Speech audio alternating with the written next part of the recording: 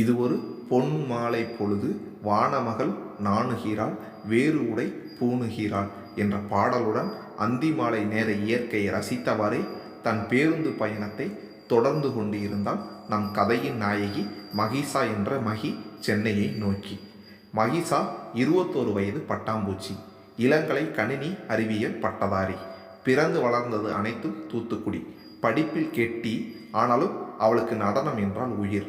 அவள் நடனத்தின் சிறப்பே உடல் அசைவுகள் மட்டுமல்லாது அதற்கேற்ப கவிப்படும் அந்த கண்கள்தான். சிறு வயதிலேயே தந்தையை இழந்தவள் தாயின் கட்டுப்பாட்டிலும் அன்பிலும் முழுமை பெற்ற மங்கையாய் நிற்கிறாள். அதற்கு இந்த சென்னை பயணமே ஒரு நல்ல எடுத்துக்காட்டு. பிறந்ததில் இருந்து தன் ஊரை தாண்டி செல்லாதவள் இன்று தன் அன்னைக்காக 600 கிலோமீட்டர் தொலைவில் சென்று வாழ முடிவெடுத்து விட்டாள். கல்லூரி படிப்பை முடித்த மறு மாதமே கேம்பஸ் இன்டர்வியூவில் தேர்ச்சி பெற்று பிரபல IT நிறுவனத்தில் பணிபுரிய போகிறாள்.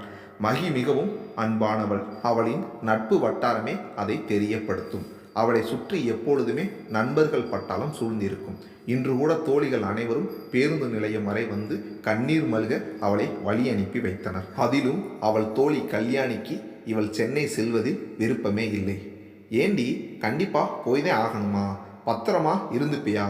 இதையே 1000 தடவை கேட்டுவிட்டாள். தோழியின் அன்பில் நெஞ்சுருகியவள் அதை வெளிக்காட்டி கொள்ளாமல் அவளை சமாதானப்படுத்தினாள்.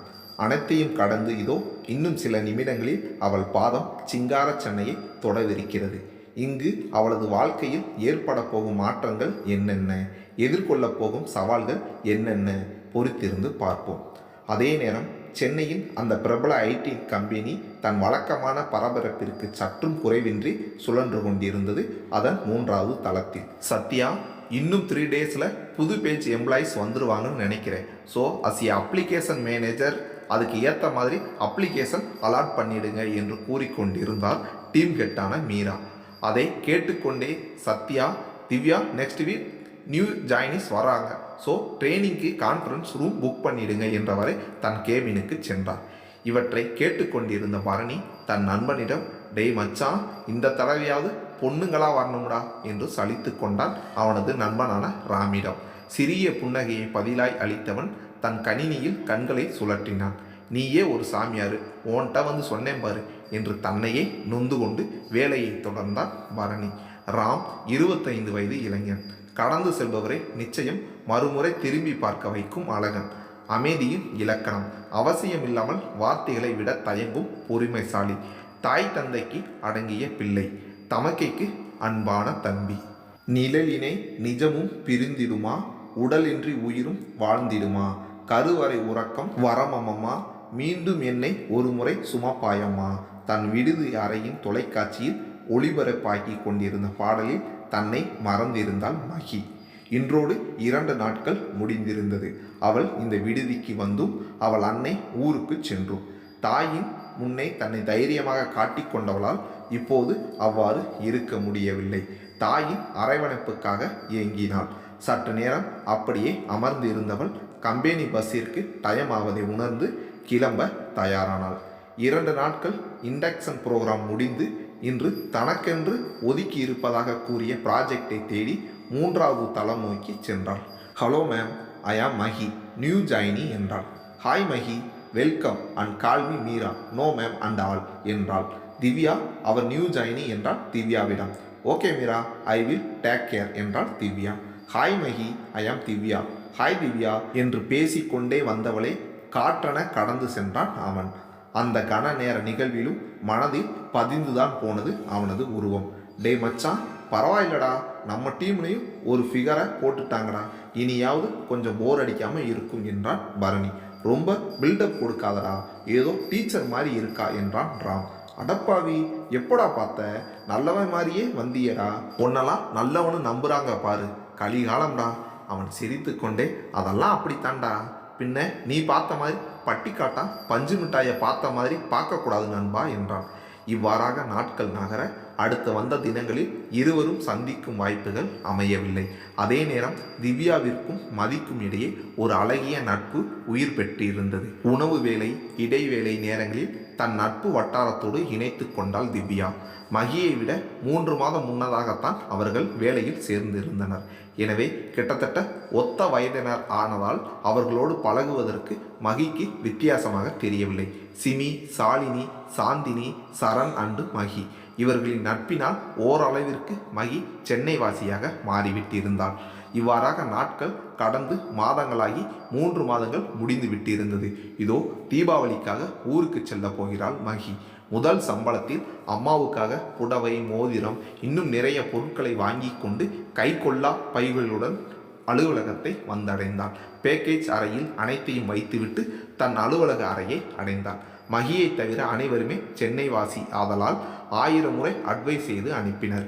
மகிக்கோ மனம் கொள்ளா மகிழ்ச்சி என்றாலும் அவர்களை சமாளிப்பது அவ்வளவு எளிதாக இருக்கவில்லை. கல்லூரி தோழிகளே பரவாயில்லை என்னும் அளவிற்கு இருந்தது இவர்களின் அறிவுரை. பத்திரமா போயிட்டு வா என்று சிமி சொல்ல என்றாள். ரீச் ஆன உடனே மெசேஜ் பண்ணு என்றாள் சாலினி. ஒழுங்கா போயிருவேல திவ்யா கேட்டாள். இப்போது முறைத்தாள் மகி. முறைக்காதடி, நல்லா அமுல் பேபி மாதிரி இருந்துக்கிட்டு உன்னெல்லாம் யார் ஊர் விட்டு ஊர் வர சொன்னது? இருக்கிறவங்களாம் டார்ச்சர் பண்ணிக்கிட்டு. சரி சரி, வீட்டுக்குள்ள காலை வச்ச அடுத்த செகண்ட் மெசேஜ் பண்ணு, புரியுதா என்றாள் திவ்யா. பொங்கி வந்த கண்ணீரை அடக்கியபடியே என்று தலையசைத்தாள் நம் மகி. இதுதான் இவள். பெரிய முடிவுகளை அசாதாரணமாக எடுத்துவிட்டு சிறு சிறு விஷயங்களுக்காக உணர்ச்சி வசப்படுபவள். மதிய உணவை முடித்து கொண்டு கிளம்பியவள் டீமில் அனைவரிடமும் தீபாவளி வாழ்த்துக்களை பகிர்ந்து கொண்டு இருந்தாள். ராம் ஏதோ மீட்டிங் ஹாலில் இருந்ததால் தன் கணினியில் இருந்து சேட் மூலம் வாழ்த்து அனுப்பினான். Happy Deepavali Mahi, thank you, wish you same என்று பதில் அனுப்பினான் ராம். என்ன இப்போவே விஷ் பண்ணிட்டீங்க என்றான் ராம். இல்லை, ஊருக்கு கிளம்புறேன் அதான் என்றாள் மகி. ஓ, எந்த பிளேஸ் என்றான் ராம். தூத்துக்குடி என்றாள் மகி. ஓ, okay okay, take care, happy journey, thanks, பாய் என்றாள் மகி. ஏனோ மகிக்குள் சொல்ல முடியாத சந்தோஷம். ஏதேதோ சிந்தனையில் கோயம்பேடு வந்து அடைந்தாள். பல வகைப்பட்ட மனிதர்களும் குரல்களும் பரபரப்பும் கோயம்பேடிற்கே உரித்தான ஒன்று. மறுநாள் தீபாவளி ஆதலால் ஈக்கள் போல மக்கள் கூட்டம் மொய்த்து கொண்டிருக்க முன்பதிவு செய்ததால் சிரமமின்றி பேருந்தில் அமர்ந்தாள் மகி.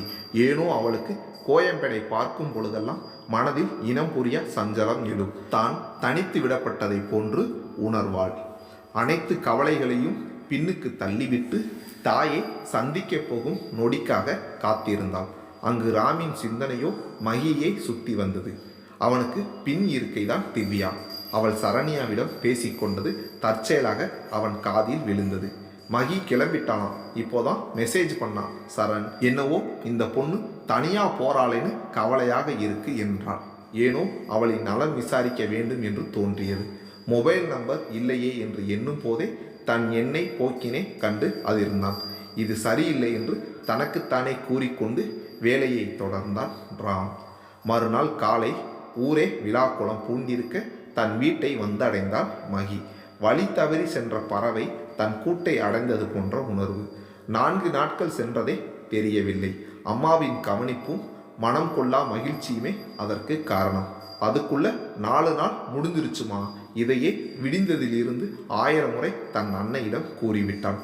ஒரு வாராக தனக்குத்தானே சமாதானம் கூறிக்கொண்டு சென்னையை வந்தடைந்தாள். விடுதிக்கு வந்தவள் அலுவலகத்திற்கு கொண்டு செல்ல வேண்டிய பொருட்களுடன் வாங்கி வந்த இனிப்புகளையும் எடுத்துக்கொண்டு கிளம்பினாள். அடுத்த 3 மாத காலங்களில் ஏற்பட போகும் மாற்றங்கள் என்னென்ன, ராம் மகியின் வாழ்வில் வரவிருக்கும் திருப்பங்கள் என்னென்ன, பொறுத்திருந்து பார்ப்போம்.